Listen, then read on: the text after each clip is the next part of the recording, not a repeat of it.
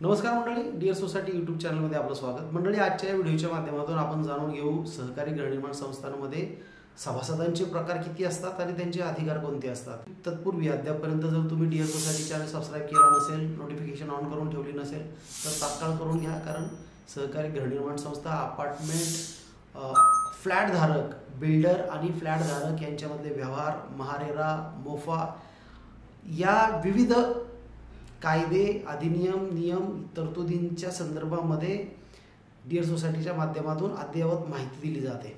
अत्यंत उपयोगी माहिती असते, त्यामुळे तुम्ही चॅनल सबस्क्राईब करून ठेवा. आणि व्हिडिओ जर तुम्हाला आवडले तर तुम्ही तुमच्या आप्तसुखीयांची, मित्रांशी, तुमच्या सोसायटीमधल्या सभासद कमिटीशी नक्की शेअर करा. मंडळी, आजच्या व्हिडिओचा जो मुख्य उद्देश आहे तो म्हणजे सहकारी गृहनिर्माण संस्थांमध्ये जे सभासद असतात ते कोणत्या प्रकारचे असतात हे समजून घेणे आणि त्यांचे अधिकार काय आहे ही माहिती घेणं.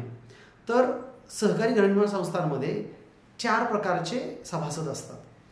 पहिला असतो तो म्हणजे मूळ सभासद. मूळ सभासद तो असतो ज्याचं नाव भाग दाखल्यावर पहिले असतं. इंडेक्स 2चा विषय नाही, भाग दाखल्यावर पहिला असतं तो मूळ सभासद.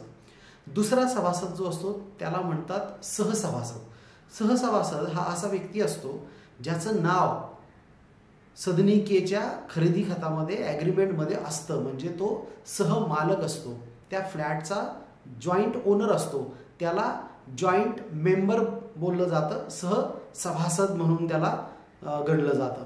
तिसरा जो प्रकार आहे तो प्रकार आहे सहयोगी सभासद. सहयोगी सभासद हा कुटुंबातील, रक्ताच्या नात्यातील व्यक्ती असतो जो सहयोगी सभासद बनू शकतो आणि सभासदत्वाचे जे अधिकार आहेत त्यांचा उपभोग घेऊ शकतो. सहयोगी सभासद बनण्यासाठी कुटुंबाची व्याख्या दिलेली आहे. सहकार कायद्यानुसार कुटुंबाची एक व्याख्या दिलेली आहे जी तुमच्या उपविधीमध्ये सुद्धा आहे. उपविधी क्रमांक 38 मध्ये तुम्ही वाचू शकता किंवा उपविधी क्रमांक 3 मध्ये सुद्धा दिलेले आहे. तर सहयोगी सभासद बनण्यासाठी सभासदाचे आई, वडील, भाऊ, बहीण, पती, पत्नी, सून, जावई, पुतण्या, पुतणी यांचा समावेश होतो. आणि चौथा जो प्रकार आहे तो म्हणजे तात्पुरता सभासद, प्रोव्हिजनल मेंबर. तात्पुरता सभासद तो व्यक्ती असतो जर एखाद्या सभासदाचा मृत्यू झाला तर त्याच्या मृत्यूच्या पश्चात त्या मृत सभासदाने जर का कोणाला नामनिर्देशित करून ठेवलं असेल, नॉमिनी करून ठेवलं असेल, तर अशा व्यक्तीला तात्पुरता सभासद म्हणून सहकारी गृहनिर्माण संस्थांमध्ये मान्यता दिली जाऊ शकते. आणि हा तात्पुरता सभासद हा तोपर्यंत सभासद राहतो जोपर्यंत कायदेशीर वारस संस्थेच्या रेकॉर्डवर येत नाही, तो जोपर्यंत ते सभासद कायदेशीर वारस सभासद बनत नाहीत.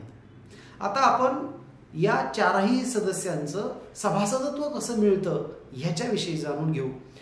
मूळ सभासद जो असतो, मूळ सभासद किंवा तुमचा जो सहसभासद असतो, जो सहमालक असतो फ्लॅटचा, तर हे दोघे जण एकतर संस्था नोंदणीच्या वेळेस त्यांनी जर नोंदणीच्या प्रस्तावावरती सही केली तर ते सभासद बनतात.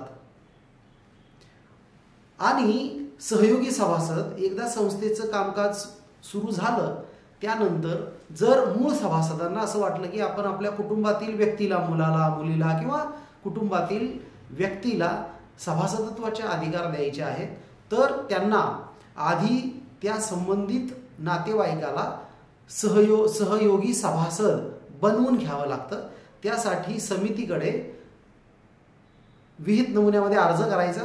त्या अर्जाबरोबर 100 रुपये द्यायचे असतात, ते म्हणजे प्रवेश फीचे. आणि या 2 गोष्टींसह मूळ सभासद जे आहेत ते संमतीपत्र देतात.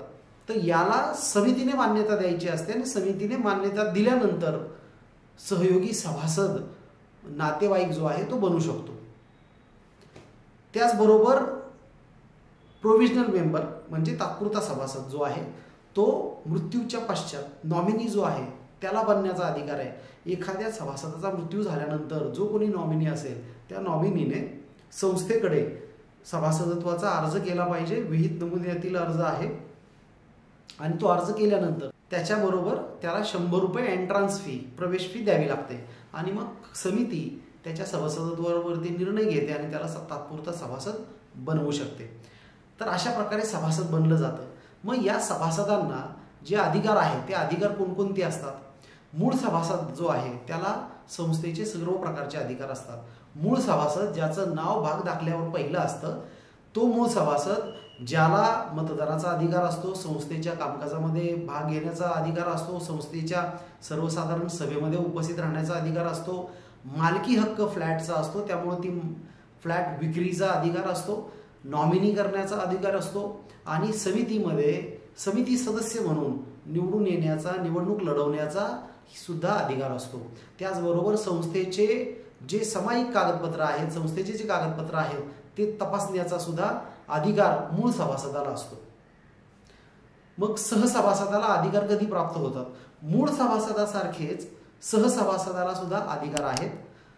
सहसभासद जो आहे त्याला अट एकच आहे की ज्या दिवशी जनरल बॉडी आहे त्या जनरल बॉडीला, सर्वसाधारण सभेला मूळ सभासद उपस्थित नसेल ज्याचं नाव पहिलं आहे शेअर सर्टिफिकेटवरती आणि सहसभासद म्हणजे शेअर सर्टिफिकेटवर ज्यांचं दुसरं तिसरं क्रमशः नाव आहेत ते, तर पहिल्याच्या अनुपस्थितीमध्ये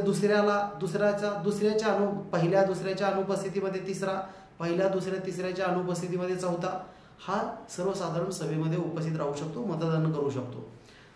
निवडणुकीमध्ये जर सहसभासदाला निवडणुकीमध्ये उभं राहायचं असेल तर त्याला जो मूळ सभासद आहेत किंवा त्याच्या आधीचे ज्यांची भाग दाखल्यावर नाव आहेत त्यांची पूर्वसंमती घेऊन तो व्यक्ती जो आहे तो समितीच्या निवडणुकीला उभा राहू शकतो आणि समितीमध्ये पदाधिकारी म्हणून काम करू शकतो. त्याच पद्धतीनं सहयोगी सभासदाला सुद्धा मतदानाचा अधिकार प्राप्त होतो. मात्र त्याच्यासाठी अट ही आहे की मूळ सभासद जे आहेत त्यांनी लेखी स्वरूपामध्ये तशी परवानगी ही सहयोगी सभासदाला दिली पाहिजे. म्हणजेच मूळ सभासदांनी त्यांचा हक्क सोडला पाहिजे आणि ते हक्क कोणता, मतदानाचा हक्क सोडला पाहिजे आणि तो हक्क तो त्यांच्या सहयोगी सभासदाला दिला पाहिजे. अशा वेळेस सहयोगी सभासद हा सर्वसाधारण सभेमध्ये उपस्थित राहू शकतो. त्याचबरोबर निवडणुकीमध्ये निवडणूक लढवून तो समितीचा सदस्य बनू शकतो, समितीमध्ये पदाधिकारी सुद्धा बनू शकतो.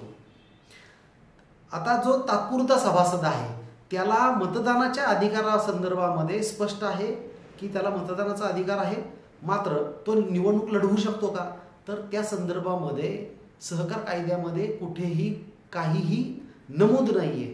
तो तात्पुरता सभासद असतो.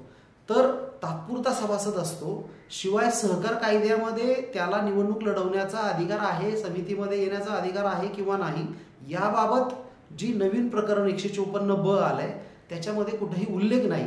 त्यामुळं असंही समजलं जाऊ शकतं की त्या व्यक्तीला सुद्धा समितीमध्ये येण्याचा अधिकार आहे आणि तो व्यक्ती सुद्धा जो आहे तो समितीमध्ये येऊ शकतो, पदाधिकारी होऊ शकतो. त्याचबरोबर जर तात्पुरता सभासद आहे त्यामुळे त्याला अधिकार नसले पाहिजेत याच्या संदर्भामध्ये अशी कुठलंही इंटरप्रिटेशन किंवा कुठलंही मार्गदर्शन राज्य शासनानं दिलं नाही ना आजपर्यंत कुठल्या उच्च न्यायालयाने कुठला निर्णय दिलेला आहे. तर अशा पद्धतीने जे आहे ते सभासदांना अधिकार असतात आणि त्या अधिकारांचा उपयोग हा योग्य प्रकारे करणं गरजेचं असते. आम्ही अनेकदा पाहतो की जेव्हा निवडणुका येतात त्या निवडणुकीच्या प्रक्रियेदरम्यान नातेवाईकाला सहयोगी सभासदत्वाचा अर्ज दिला जातो आणि 10A फॉर्म भरून घेतला जातो आणि त्याला निवडणूक लढवू दिली जाते. अतिशय चुकीची गोष्ट आहे. मुळात तो व्यक्ती आधीच सभासद असायला पाहिजे आणि तो सभासद झाल्यानंतर त्याने त्याची जे एंट्रन्स फीज आहे ती एंट्रन्स फीज त्याने प्रवेश फी भरलेली असली पाहिजे. त्याचबरोबर समितीने त्याला सहयोगी सभासद म्हणून मान्यता दिली पाहिजे, तरच तो व्यक्ती निवडणुकीमध्ये 10A हा मूळ सभासदांची संमती घेतलेला परवानगीचा नमुन्यातील अर्ज भरून निवडणूक लढवू शकतो. सहकारी गृहनिर्माण संस्थांच्या संदर्भामध्ये, निवडणुकीच्या संदर्भामध्ये किंवा सहकारी गृहनिर्माण संस्थांचा कुठलाही प्रश्न असला तरी तुम्ही आम्हाला संपर्क करू शकता. त्यावरती तज्ज्ञांच्या मार्फत योग्य मार्गदर्शन दिलं जातं जेणेकरून तुमची समस्या लवकरात लवकर सुटण्यासाठी मदत होऊ शकते. धन्यवाद.